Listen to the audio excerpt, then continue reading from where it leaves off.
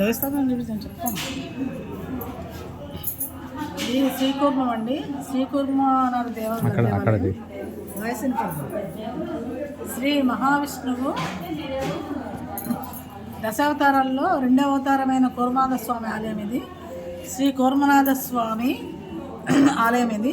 శ్రీ కూర్మనాథ స్వామి స్థల పురాణం ఏంటంటే, ఈయన మహావిష్ణువు అవతారంలో రెండవ అవతారమైనటువంటి కూర్మావతారం ఇక్కడ స్వయంభూగా వెలిసింది. ప్రపంచంలోనే ఇది ఒక్కటే ఇక్కడ స్వయంభూగా వెలిసినటువంటి కూర్మావతారంలో ఉన్న మహావిష్ణువు యొక్క క్షేత్రం ఇదండి. కారణం ఏంటంటే, పాల సముద్రాన్ని చిలుకుతున్నప్పుడు, దేవతలు చిలుకుతున్నప్పుడు మంద్రపల్లి పర్వతాన్ని శిరస్సు వైపు, వాసుకిని పాదాల వైపు, తోక వైపు చిలకడానికి చల్లకంగా తీసుకొని చిలుకుతూ ఉన్న సమయంలో ఈ మంద్రపల్లి పర్వతం మునిగిపోతూ ఉన్నప్పుడు మహావిష్ణువుని ప్రార్థిస్తారు దేవతలు. అప్పుడు మహావిష్ణువు కూర్మావతారంలో వచ్చి ఆ మంద్రపల్లి పర్వతాన్ని ఎత్తి తన భుజం మీద ఎత్తుకుంటాడు. సో అందుకని ఇక్కడ దీనికి కూర్మ క్షేత్రంగా ప్రసిద్ధి చెందింది. కూర్మావతారంలో మహావిష్ణువుని బ్రహ్మదేవుడు ఈ మహావిష్ణువుని కూర్మావతారంలో ప్రతిష్ఠ చేస్తాడండి. ఇది స్థల పురాణం. అట్లాగే బలరాముడు ఈ కూర్మక్షేత్రాన్ని దర్శించుకోవాలని వస్తారు. వచ్చినప్పుడు క్షేత్ర పాలకుడైనటువంటి భైరవుడు అడ్డగిస్తాడు. ఈ భైరవుడు అడ్డించిన భైరవుడి కోపంతో ఒక కన్ను అంటాడు. అయినా కూడా అప్పుడు కూర్మావతారం మహావిష్ణువు కూర్మ దేవుడు బలరాముడికి ఎదురుగా వచ్చి బలరాముడికి దర్శనమిస్తాడు. అయినా కూడా ఆగ్రహం చల్లారక బలరాముడు ఏం చేస్తాడంటే, ఇక్కడ తప్ప కూర్మక్షేత్రం ఎక్కడ ప్రపంచంలో ఉండకూడదని శపిస్తాడు. దాంతో ఇక్కడ ఒక్కచోట ప్రపంచంలో అతి పురాతనమైన క్షేత్రం కూర్మక్షేత్రం ఇక్కడ మాత్రమే ఉంది. ఈ కూర్మక్షేత్రాన్ని దర్శించిన వాళ్ళు చాలా యోగ్యులు.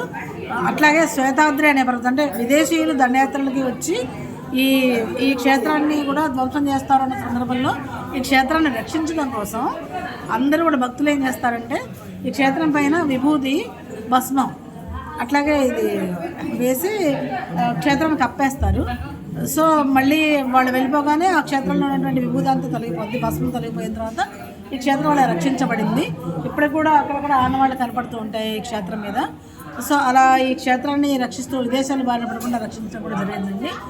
అట్లాగే ఈ క్షేత్రాన్ని కాశీ క్షేత్రం సమానంగా భావిస్తారు. ఎందుకంటే ఈ క్షేత్రంలో సొరంగ మార్గం కూడా ఉంది. కాశీకి వెళ్ళడానికి వారణాసి కూడా సొరంగ మార్గం ఉంది. అయితే క్రూర మృగాల యొక్క తాకిడి తట్టుకోలేక ఈ సొరంగాన్ని మూసేస్తారండి. సో ఆ రకంగా ఈ సొరంగాన్ని మూసేయడం జరిగింది. లేదంటే ఈ సొరంగ మార్గం ఇక్కడి నుంచి వారణాసి ఉంటుంది. వారణాసిలో పూజ చేస్తే అంత పుణ్యము, ఇక్కడ ఈ స్వామిని దర్శించినప్పుడు అంతే పుణ్యం వస్తుంది స్థలపురాణం అని చెప్తుంది. అదేవిధంగా ఇక్కడ శ్వేత ఇది ఉంది, పుష్కరిణి ఉంది. ఈ పుష్కరిణిలో స్నానం ఆచరిస్తుంటారు చాలామంది. అదేవిధంగా పోయిన సంవత్సరం మా అత్తగారికి పిండాలు కూడా నా భర్త సత్యనారాయణ మాస్టారు, మా మరుదులు దుర్గాప్రసాద్, వెంకటరావు ముగ్గురు వచ్చి ఇక్కడ పిండ ప్రదానం చేస్తారండి పుష్కరిణిలో.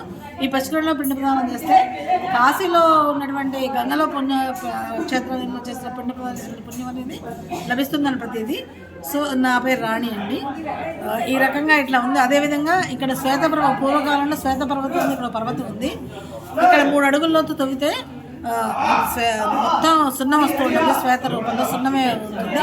కాబట్టి శ్వేతపర్వతం చుట్టూ అడవులు ఉన్నాయి. ఈ అడవుల్లో నిర్మించినటువంటి కూర్మక్షేత్రం, కూర్మావతారమైన మహావిష్ణు క్షేత్రం కూడా ప్రసిద్ధి చెందింది. ఇలా స్థల పురాణంగా చెప్పడం జరుగుతుంది. సో ఈ రకంగా ఈ స్థల పురాణం అనేది ప్రసిద్ధి. అలాగే దీనికి ధ్వజస్తంభాలు 2 ఉంటాయండి. ఎందుకంటే స్వామివారి శిరస్సు పశ్చిమ వైపుగా తిరిగి ఉంటుంది, పశ్చిమ వైపు చూస్తూ ఉంటుంది. కాబట్టి పశ్చిమానే ఒక ధ్వజస్తంభం ఉంటుంది. అదేవిధంగా తూర్పు వైపున ఒక ధ్వజస్తంభం ఉంటుంది. సో 2 ధ్వజస్తంభం ఉన్న ఏకైక క్షేత్రం ప్రపంచంలోనే ఈ కూర్మక్షేత్రంగా, శ్రీకూర్మక్షేత్రంగా చెప్పడం జరుగుతుంది. అట్లాగే స్వామివారు 3 భాగాలుగా ఉంటారండి. ముందు మధ్యలో ఎత్తుగా ఉన్న భాగమేమో వీపు భాగం అండి, ముందేమో తల భాగం, వెనకాల తోక భాగం, ఇట్లా 3 భాగాలుగా దర్శనమిస్తూ ఉంటారు మనకి కూర్మ మహావిష్ణు అవతారం. ఈ దశావతారాలు కూడా ఇక్కడ చెక్కబడి ఉన్నాయి. అదేవిధంగా ఇక్కడ శిల్పాలు ఉన్నాయి చూసారా, ఇవి 108 శిల్పాలు, 108 స్తంభాలు ఉన్నాయండి. ఈ 108 స్తంభాలు కూడా ఏకశిలతో చెక్కబడి ఉన్నాయి. ఈ ఏకశిలతో చెక్కబడి ఉన్నాయండి. ఇది స్థల పురాణం అండి. ఇదిగోండి ధ్వజస్తంభం, ఇదొక ధ్వజస్తంభం అండి. ఇదిగోండి మహావిష్ణు. అట్లాగే ఈ క్షేత్రంలో మహాలక్ష్మి అమ్మవారు కూడా కొలువై ఉన్నారండి. ఈ మహాలక్ష్మి అమ్మవారు కొలువైన క్షేత్రాన్ని కూడా మనం దర్శించడం జరిగింది.